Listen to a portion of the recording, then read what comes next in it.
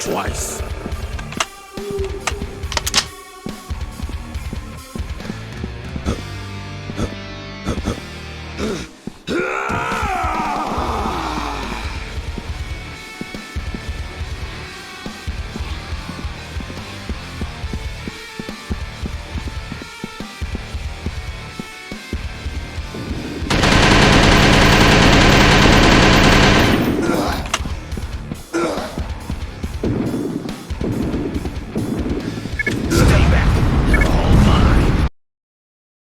Watch yourself!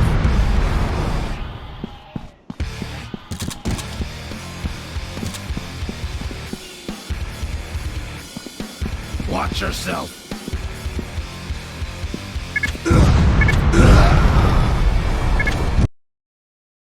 Watch yourself!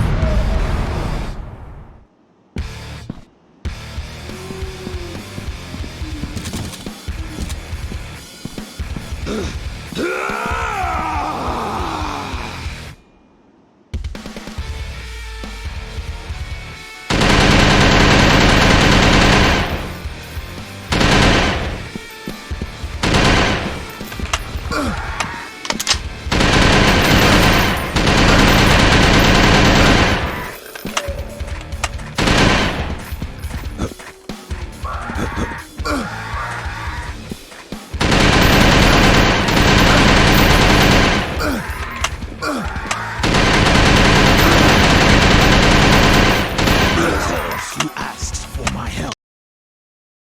Watch yourself.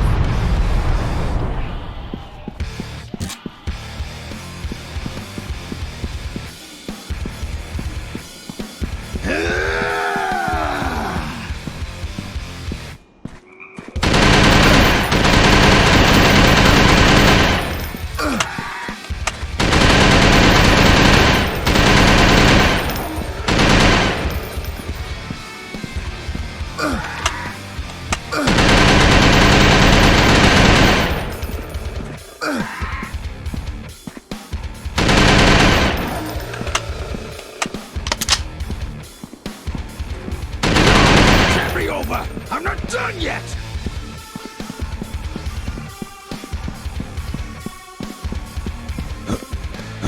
Here it goes!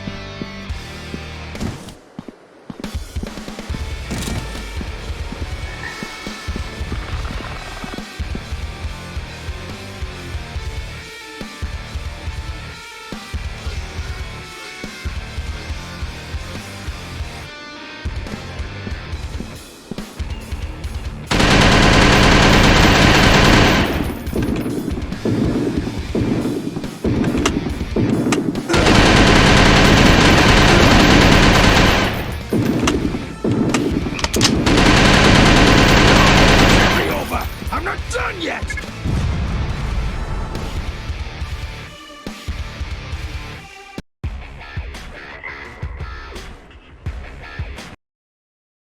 We'd been searching the island for quite a while. Things just seemed to get worse and worse. Now Tanya is somewhere out there, locked away in some lab, and we can't do anything to help. The thought was getting to me, and I know it was getting to my partner just as bad. The situation seemed almost hopeless. And that's when we finally got our first piece of good news. The radio began to crackle. Franco looks confused, but still decides to answer it. "Hello?" he asked. "Can you two read me?" Tanya asked. It was Tanya. She was speaking in a hushed whisper, but there was no mistaking it. The voice was hers. "Tanya? How the hell?" Franco said. Then Tanya said, "Let's just say Stone might be a mad genius, but he doesn't have a clue when it comes to taking a prisoner. There aren't really any guards here. I was able to bypass security and hack into the computer terminal. But just listen, all right? Stone's lab is somewhere on the southern part of the island, but it has its own cloaking device. It was set up in case the island was ever discovered or invaded. So what, we hunt down and destroy another generator? Franco asked. Yes, but, Tanya said. But what? Franco asked. You're not going to like it. According to the plans he has on file, the generator is being kept off-site, on the back of a pterodactyl, Tanya said. How does that work? Franco asked. A psychic tether. It's something else we reverse engineered from the aliens. It sort of works like Wi-Fi, only with energy, Tanya said. All right. So are we going to take down a pterodactyl? Franco asked. I'll leave that up to you two. I can send you the exact location of its nest, Tanya said. A few seconds passed, and Franco heard his watch beep. On his watch were the coordinates to the nest. Once you destroy that generator, finding the lab should be pretty simple. Now I gotta go. Good luck, Tanya said. Yeah, thanks. I think we're gonna need it, Franco said. Franco turned to me and spoke. Come on, let's kill us a flying lizard, Franco said. He sighed. Now those are words I never expected to say in my life, Franco said. And just like that, we were off to hunt down a pterodactyl and destroy the miracle of science some madman had strapped to its back.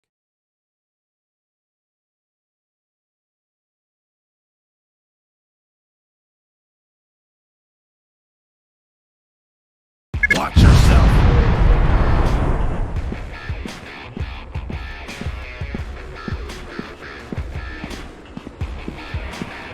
These monsters are mine.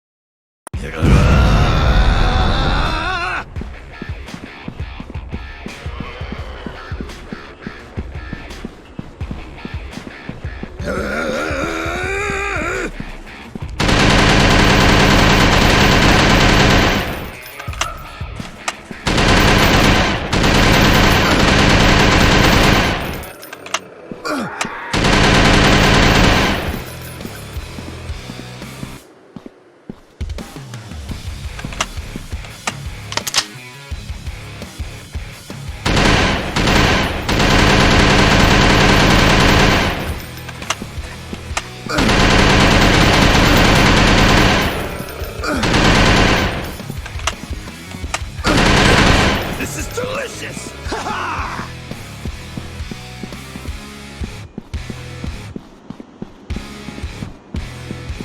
Here we go!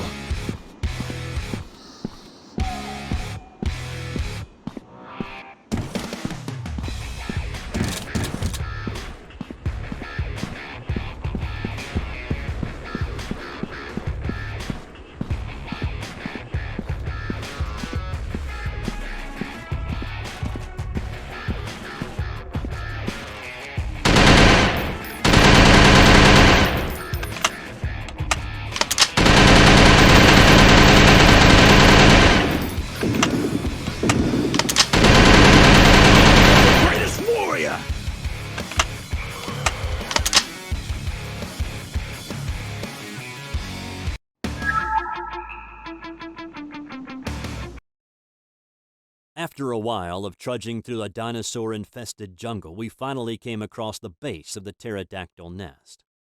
It rested on top of a cliff. We had a long journey ahead of us. Come on, I think I found a trail we can use to get up there, Franco said. The trail was easy, at least until we were spotted by the other pterodactyls. We finally made it to the top. The pterodactyl was there just like Tanya said. And there was a small generator on its back, just like she told us there would be. The beast turned around and spotted us. I didn't have any misgivings. I knew right then it wasn't going to be easy. Look sharp. Here we go, Franco said. With one last bullet, the beast fell from the sky. It went crashing all the way down. When it landed, something went wrong in the generator and the device ignited. By then, the other pterodactyls had flown away. Sure enough, soon after the generator was destroyed, the radio began to crackle again. "You did it!" Tanya shouted. Her voice was still as hushed as it was before, only this time there was a little more excitement. "According to the computer, the cloak should be down. The base will be visible to you," Tanya said. "About time something worked out around here," Franco said. "Well, it gets even better. While you boys were out dino hunting, I managed to find a map of the island that shows the exact location of Stone's lab," Tanya said. "Great. Tell us and we'll be right over," Franco said. "All right. Just be careful. Stone's lab is a fortress. It was really made to stand up to an invasion, and now he's got weaponized dinosaurs helping him guard the place," Tanya said. "Just tell us where to find you. We'll worry about the rest," Franco said. "All right. The coordinates are," Tanya said. "We were doing so good. Everything was working out as well as could be expected. Then things started going south." Tanya stopped talking and static came over the radio. Then it stopped. Now, I can't make it too easy for you. Come out and find me. Tanya will be waiting for you," Stone said. The radio went silent. Who the hell put a maniac like that in charge of something this dangerous? "Come on, let's move," Franco said.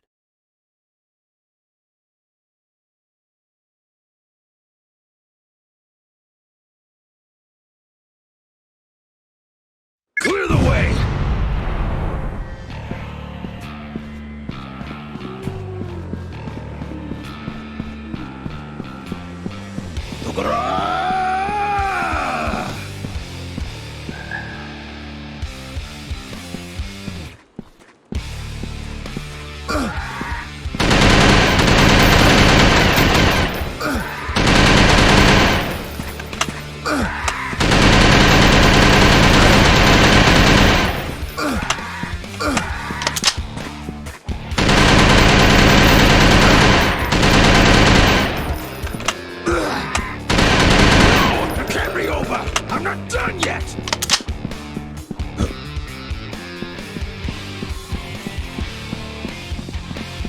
They shall feel my fury!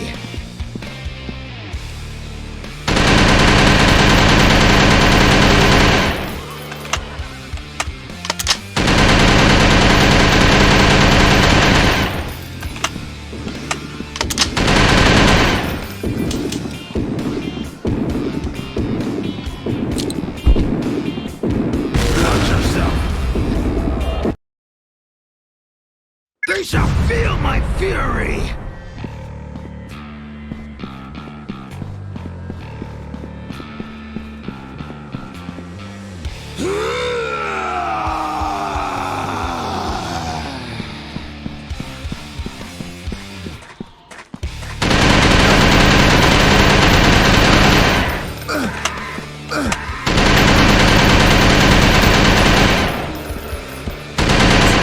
You'll think twice.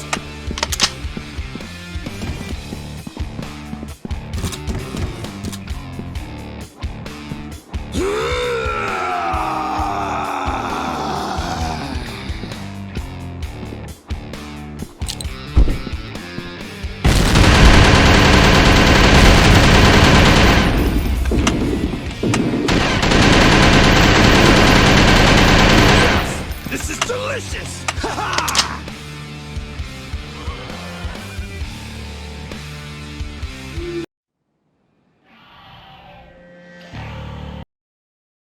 We found Stone's base hidden deep in the jungle, and Tanya was right.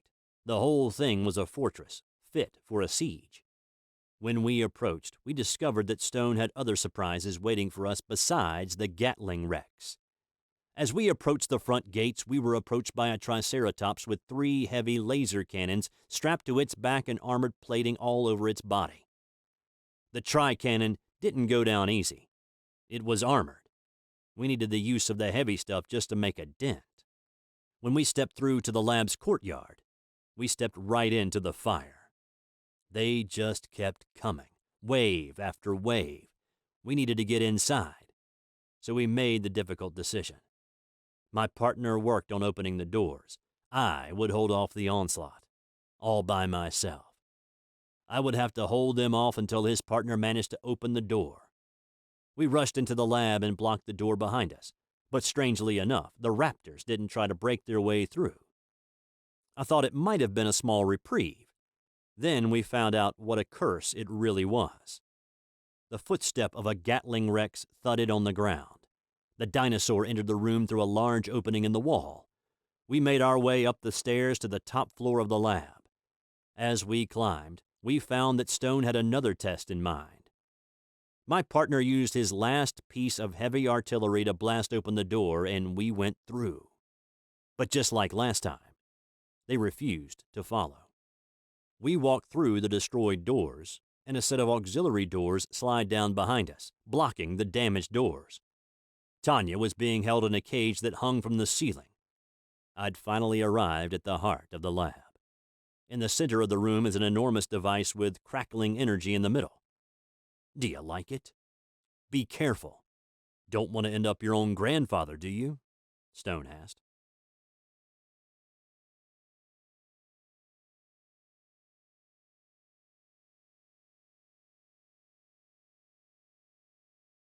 Here we go!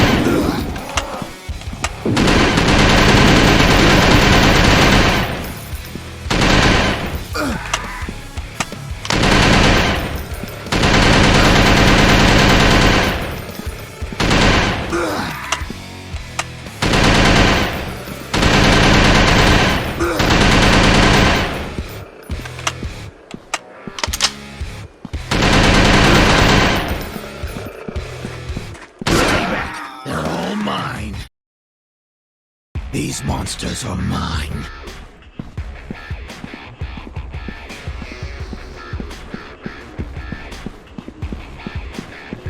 Watch yourself.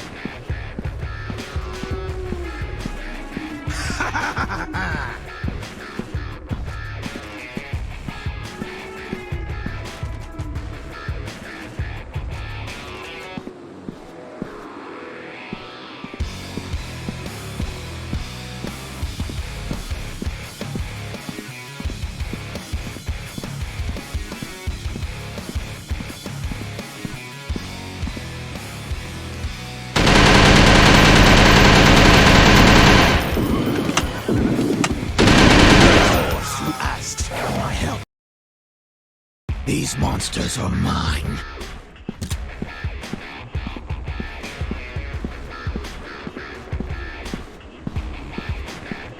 Watch yourself.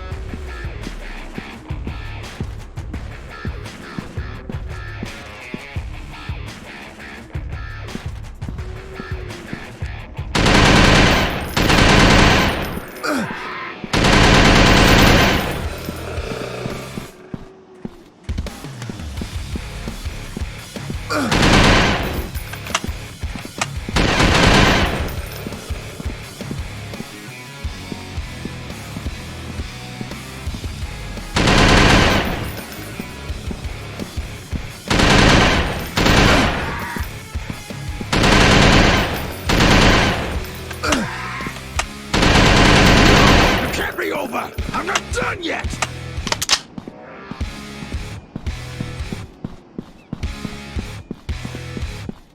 They shall feel my fury!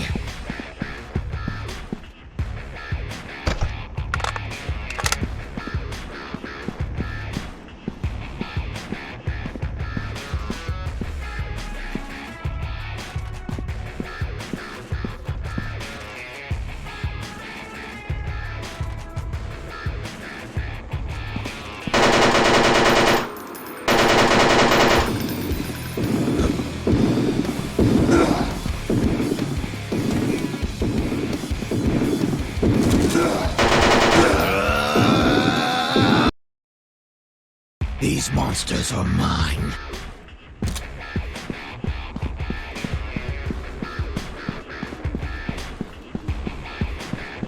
Watch yourself.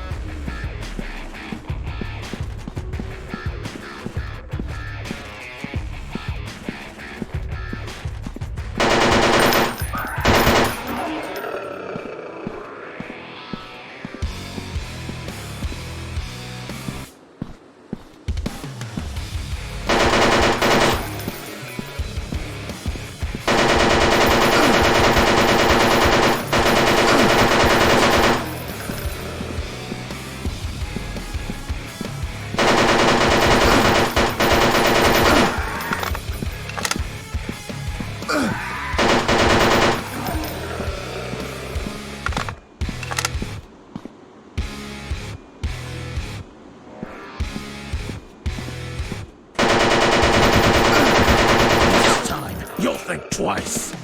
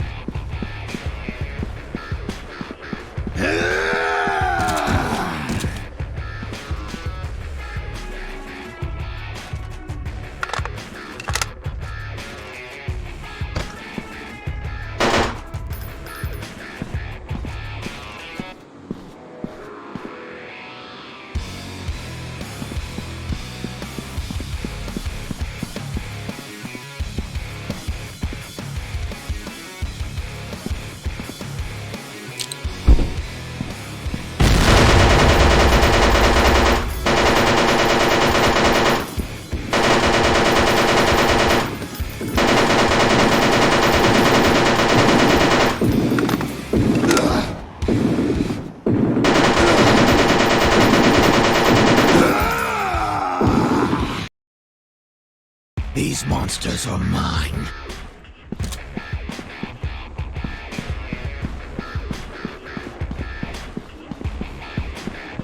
Huh?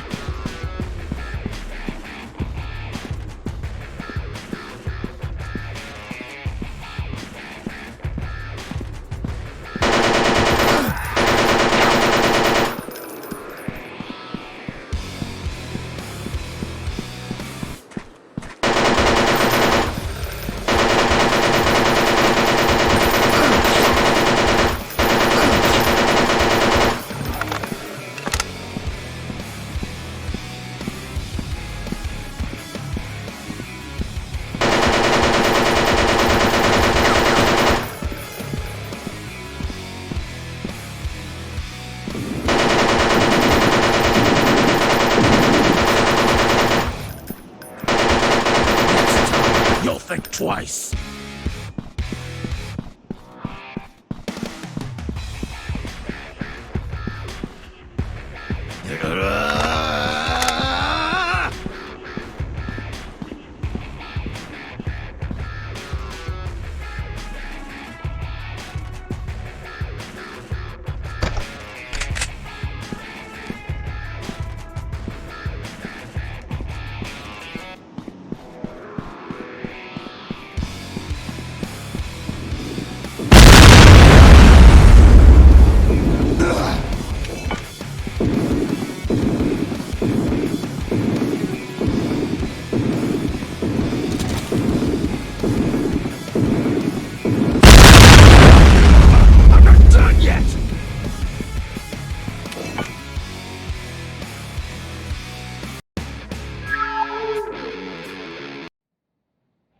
Professor Stone appeared on a large screen set in the back of the room. What is that thing? Franco asked. Then Stone started to speak. Welcome to the heart of the Nexus Project, the seed of our enterprise. That is the device our community have lovingly called the Time Nexus. Its basic form once served at the heart of the alien ship that crash-landed at Roswell. As you can see, we've improved it since then. It was from this device that we discovered several essential principles that lead to our most beneficial breakthroughs. But more importantly, it was from this device that I created my dinosaur army. Allow me to demonstrate. The room began to rumble.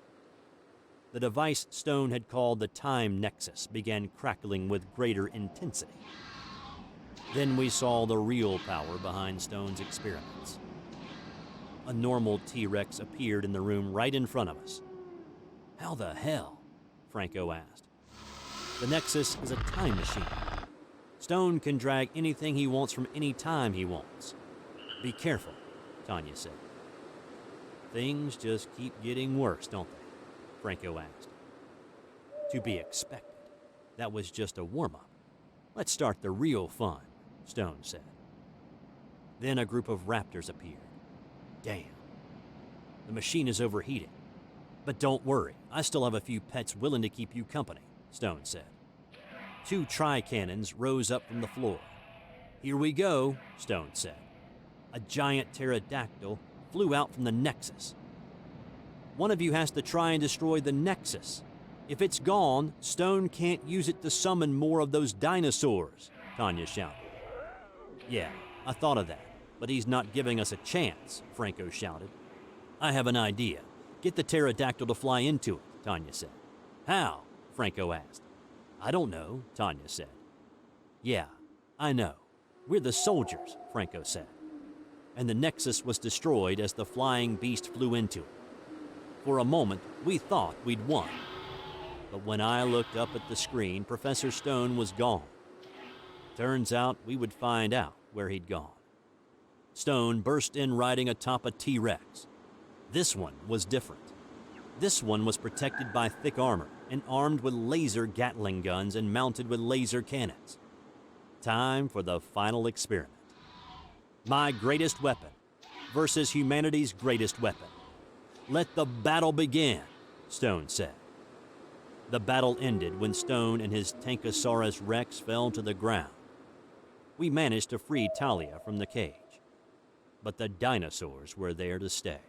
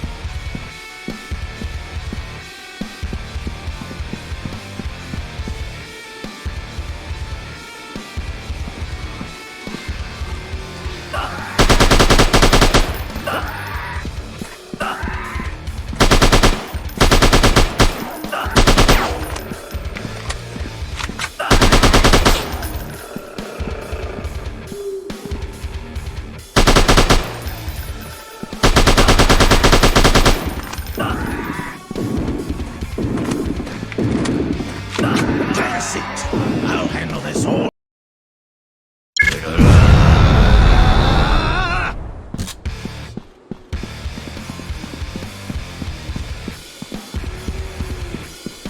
Take a seat. I'll handle this all by myself.